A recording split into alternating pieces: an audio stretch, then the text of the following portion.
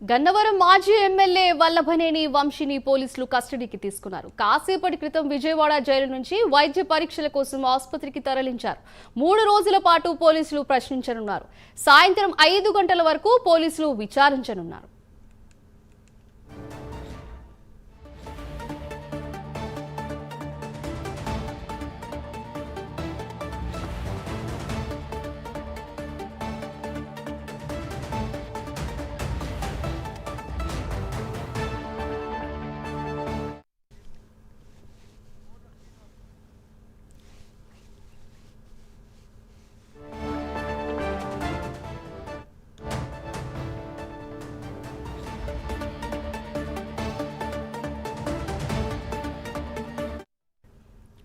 గన్నవరం మాజీ ఎమ్మెల్యే వల్లభనేని వంశీని పోలీసులు కస్టడీకి తీసుకున్నారు. కాసేపటి క్రితం విజయవాడ జైలు నుంచి వైద్య పరీక్షల కోసం ఆసుపత్రికి తరలించారు. 3 రోజుల పాటు పోలీసులు ప్రశ్నించనున్నారు. సాయంత్రం 5 గంటల వరకు పోలీసులు విచారించనున్నారు. దీని గురించి మరింత సమాచారం మా ప్రతినిధి శ్రీనివాస్ అందిస్తారు. శ్రీనివాస్, చెప్పండి. Thank you Sindhu.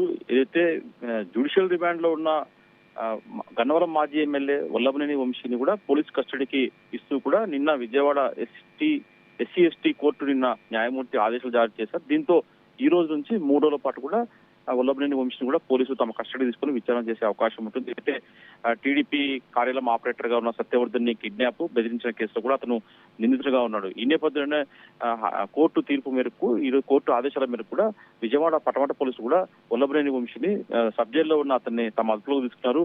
అతనికి మొదట ఈ రోజు ఉదయం కాసేపటి క్రితం అతని వైద్యశాలకు తీసుకెళ్లారు.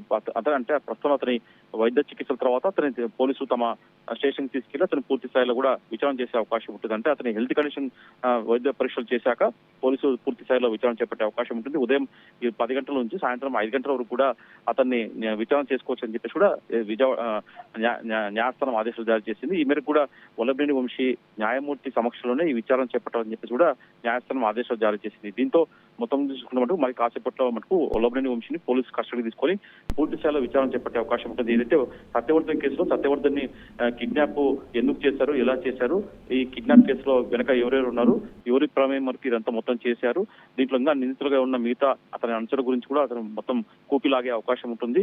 అంటే ఇంట్రాగేషన్ లో భాగంగా అసలు వాళ్ళ సత్యవర్ధన్ని ఎప్పుడు ఎక్కడ కిడ్నాప్ చేశారు, ఎక్కడ అతన్ని దాచిపెట్టారు, అతన్ని ఎలా బెదిరింపులకు పాల్పడ్డారు, కేసు విత్డ్రా చేసుకోమని చెప్పేసి అతన్ని ఎలా హింసించారని చెప్పేసి మొత్తం కూడా అంటే అతను సీసీ కెమెరాలు కావచ్చు, ఇతర ఆధారాలు కావచ్చు, సెల్ ఫోన్ కావచ్చు, ఇట్లా మొత్తం కూడా ఇంట్రాగేషన్ లో మొత్తం ఆధారాలు సేకరించే అవకాశం ఉంటుంది. దీనికి సంబంధించి కూడా న్యాయస్థానం ఆదేశాల మేరకు 3 రోజుల పాటు అంటే ఈ రోజు మొదటి రోజు, రేపు ఎల్లుండి 3 రోజుల పాటు కూడా విజయవాడ పటమట పోలీసు కూడా పూర్తి స్థాయిలో వల్లభనేని వంశీ కూడా విచారించే అవకాశం ఉంటుంది. దాని తర్వాత కూడా ఆ నివేదిక వివరాలను కూడా సేకరించి వాళ్ళు ఆ కేసులో కూడా అవన్నీ పొందుపరిచే అవకాశం ఉంటుంది. దాని తర్వాత కూడా అవసరమైతే మరొక 3 రోజుల తర్వాత కూడా మళ్ళీ ఒకసారి పోలీసులు వీలైతే కూడా మళ్ళీ పిటిషన్ దాఖలు చేసే అవకాశం ఉంటుంది. Right, thank you Srinivas.